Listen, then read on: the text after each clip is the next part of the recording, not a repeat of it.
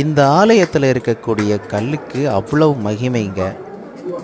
எந்த ஒரு தூணை தொட்டாலுமே அது ஒரு பல்வேறு விதமான இசையை கொடுக்குது.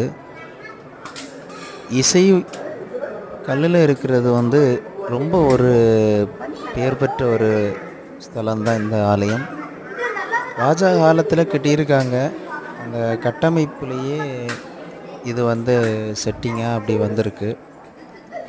முன்னாடியெல்லாம் அந்த அரசர் காலத்தில் வந்து இந்த மாதிரி ஆலய நுழைவாயிலில் இது போன்ற இசைக்கருவிகள் கல்லால் செதுக்கிறது இதெல்லாமே பண்ணியிருக்காங்க.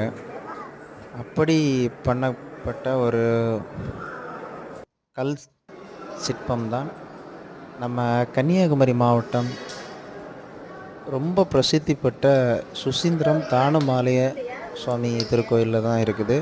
வாசலில் இருக்குது. நீங்கள் போனீங்கன்னா கண்டிப்பாக பாருங்கள்.